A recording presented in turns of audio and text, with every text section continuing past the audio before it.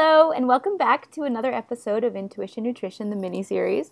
I'm very excited to have Kristin Iuppenlatz here talking to me, all the way from California, north of San Francisco. Kristin is a Pilates instructor, and she has a lot to tell us today about how to bring Pilates into your own home and your own life. Right, Kristin? That's right. Thank you so much for joining me today. Oh, I'm so happy to see you again, Jennifer. Yeah, it's nice to see you Lovely to too. see your big smile. And Oh, I get very excited when I get to share this information because I think it's really needed and it's simpler than people think. right. I think people think about Pilates, and I think Pilates is coming into the mainstream a little bit more, but people still think about it as either mat exercises that you can just do anywhere, which aren't that special or a lot like yoga, or they don't really know what it is, or this very expensive, exclusive apparatus kind of workout. Yes, I know. The first idea I get when I think of Pilates, I mean, until recently, is for the stars or for the people with Right. personal trainers or big equipment in their homes. So Right. tell us a little bit about what Pilates can be for everybody. Well, Joseph Pilates is the man who created the work long ago, over 100 years ago. And his dream actually was a big dream, which was actually world peace. The Oh, idea was that if we all felt good in our bodies, if the world leaders felt good in their bodies, we would have world peace. And he wanted everybody to just get on the floor and articulate their spine and activate all of their deep muscles and feel good. And one of my favorite quotes of his, and I'm not going to remember it verbatim, but it ends with our many varied daily activities, perform our many varied and daily activities with spontaneous zest and pleasure. ooh. So the idea is not only to go into a fancy studio and spend a lot of money with one-on-one training and fancy equipment, but to take that into your everyday life. Roll around on the floor, keep your spine supple and articulated so that you stay young and able to move like a kid. He actually studied children and animals to develop some of his exercises. And it started with Pilates mat exercises. There were 36 mat exercises that moved your body in all planes of movement and kept your spine supple and gave you flexion and extension and rotation and all of these different movements that kept you healthy. But then he was a German national in World War I. He was living in England, so he was put into an internment camp. So he found that many of the people there weren't able to do his mat exercises because they were injured and ill. So he took the springs off the hospital beds and affixed them to the walls, and that's where the spring resistance came from, so that he could help those individuals regain strength and mobility with resistance and assistance. Wow, So what an innovator. yeah, he was amazing. He invented all kinds of fun pieces of equipment. And it can have a very therapeutic application, which is one of the ways that I work. I work with people who are injured, and it's fantastic work for people with back injuries or a frozen shoulder, just about anything, because what people don't understand either is that Pilates is about the whole body. So it's not just about your abdominals. Right. He even made specialized equipment for your hands and your feet. So there's little spring resistance equipment for each toe. So You're the strongest baby toe in the world. exactly, and having a strong baby toe can make all the difference. In what? Well, like for me, I had a bike accident when I was 12, and I kind of, fell off riding barefoot. I lived in the mountains, and I had a bike that the brakes went out on, so I did a big fall into the gravel and had a big gouge in my big toe. And we rinsed it out, and I hobbled around on it and never thought about it again. But 40 years later, there's a whole chain of muscles that I never really activated with each step because I avoided that pain of that big toe, and that joint got locked, and I had to do a lot of work to get that joint to move again, and it was starting to tuck under my second toe, and it was very painful, so I just avoided it, which meant that my knee went out in college, and my hip and my sacroiliac hurt, and where the pain really was up in my right shoulder, which is where I went to Pilates to work through some chronic pain in my neck and shoulders. and traced it back to my left foot. Oh my God, that's So yeah, crazy. if you think about, that's what touches the earth. Yeah, that makes And if sense. you're unstable in a certain part of your foot, it's going to reverberate up your body somewhere. There's going to be a compensation up your body. So getting your feet supple and balanced, small things like that can have a big impact. And I did a lot of that work while I had 2 little babies and a business, and I call them my sitting on the toilet exercises. I had just a moment to myself, and so I worked my feet. Wow. And it made a big impact over years, and now That's I'm exciting. pain-free. My hands don't tingle anymore. Seriously, I So, mean, I hear about Pilates and I think, oh, it's for people who really want ripped abs, it's to strengthen their core. But it sounds like it's just about everything, yeah. starting from your It baby can be toe. for that. You can get ripped abs, but you have to be super thin to have ripped abs so that your muscles show through.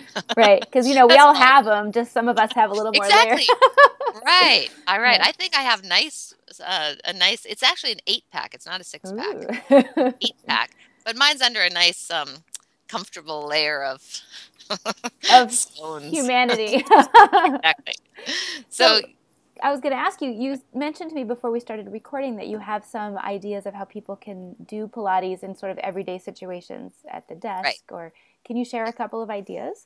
Yes, I think that when you think about it, what the body was developed for, I think if you look at the joints, we're developed for squatting and climbing and crawling and all of these things that we don't have to do in our daily lives anymore. And so we suffer because we don't put our body through those ranges of motion. Our feet don't have to articulate at all because the surface we walk on is totally flat, and our shoes give us support, so we don't have to work those little muscles in our feet. And we never have to climb a tree to get our food, or we don't even squat to go to the bathroom anymore. All of these things that actually are good for our bodies. And instead, we sit at a desk, we sit in our car, we sit on the couch and watch television. Yeah. So one thing, well, what a lot of people do is they go to the gym and they work out really hard and they squat and squat and squat, and then they go home and they sit at their they sit at their computer. Right. So my work is about teaching people how to use the work we do in the Pilates studio and apply it to like sitting at your desk. So, and one of the most important pieces is awareness of your patterns. Everybody's got a pattern, and sometimes if you have a pattern that's uneven or imbalanced, you're going to feel some pain. So people have a sciatic pain down their leg, or pain in their hips if they sit in the car a long time. And if you can pay attention to your pattern and find more balance, often the pain will go away in a much simpler way than one might expect. So when you're sitting at your desk, first of all, just notice how you sit. If you think about your pelvis as a bowl, you want to have that bowl upright as if it were full of water and not spilling. Most of us put more weight on one sit bone or the other. I'm sitting here trying to.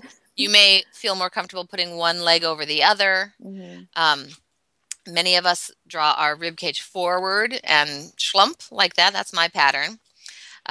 So knowing what you do, and because we spend a lot of time in that pattern, those muscles are going to feel toned. So it's going to feel comfortable to be in that pattern. And stacking up tall and feeling your pelvis and your rib cage balanced over one another is going to feel fatiguing at first. Right. So you have to just keep putting yourself into that new position. And in Pilates, we do a lot of pelvic tilting to activate the deep abdominals. So one of the problems with sitting so long is not just that the posture's not great for our joints, but that we stay still. So if you can add in some deep pelvic tilts, it doesn't even have to be big so that people see you. They're like, what is she doing over there? Or bringing weight onto one sit bone and then the other. You can even do tiny little subtle rotations or circles. Yeah. And if you're at home, and you can do great big ones, so you could sit on a ball and then you can do great big movements. You can do little leg lifts. You can straighten your leg out in front and do little quad lifts. You can take some time to stretch your rib cage, use your chair for rotation, or stretching out your triceps. So, I mean, it's more and more people are understanding that sitting for long periods is not good for you. Not really. And so they're taking little breaks, which is fantastic. But we are going to sit for a long time, for a while anyway, until our civilization figures out new ways to work so we don't have to sit. Right. So if you can feel more energized through the deep foundational muscles, and you can press down on your workspace so you activate your underarms, so you get out of your shoulders. So little things like that. And then taking that into, I have a whole video series where I take Pilates into your car, Pilates into the garden, Pilates on the stairs, which is a really great place to use different levels to work on hip alignment and stuff, and work your feet, and Pilates in the kitchen, where a lot of us spend a lot of time. Yeah. And which is where I had a lot of pain, because my injury was up in my upper back and neck, and so chopping vegetables and doing dishes gave me that terrible pain between my shoulder blades. And I would tuck my tail under and kind of grip my shoulders up by my ears. And so recognizing how to let go of that tucked under tail and have my knees kind of softened. My pattern was hyperextending my knees, tucking my tail under, and thrusting my rib cage forward, bringing my shoulders up by my ears. So if I undo... Sounds like we're a lot alike, you and me. So softening my knees, untucking my tail, softening my rib cage down, opening my shoulders, and letting my head kind of bobble up on top, and letting the work happen from my underarms rather than my shoulders. Then I have to keep revisiting and keep going, keep bringing my awareness to my pattern. And breath is a big piece of Pilates. So not hurrying through frantically, but taking time to breathe side to side. So it's so funny as you're principles. I'm sorry. Go ahead. As you're talking about this, I'm finding myself breathing and moving my hips. Right. It's like bringing awareness to that stuff all of a sudden. Your joints lubricated. Yeah. And my goal is to change that culture, especially in corporate America. I worked at Oracle Corporation for 8 years, so I know that to stand up and move around or stretch would have been embarrassing. I would have been ridiculed. You have to wear your fancy heels, and those people sit for 12 hours they hardly go to the bathroom. Oh my gosh. So, and more, I think there's stand-up desks and different ideas, but I'd like there to be more ability to move and stretch, and maybe like have a little ding on your computer, and everybody in the office takes some breaths. Like a 7th inning stretch or something. Yeah, exactly. I love it. Well, it sounds like you have a wealth of knowledge and resources, and I really appreciate you taking the time to tell even a tiny bit to us. Kristin, where can people learn more about what you do and what they can learn from you? I have a website called Pilates Home Practice. There's a lot of free resources, and I'm building a couple of courses that take you through an 8-week program of alignment, of awareness of your patterns, and also an 8-week course of taking the work into walking, which is really juicy because that's what we do all day long. But my first product that I've created is called Pilates for Your Life, and it's a video series of classes, 20 to 30 minute little classes in the car, in the kitchen, in the... Oh, I love it.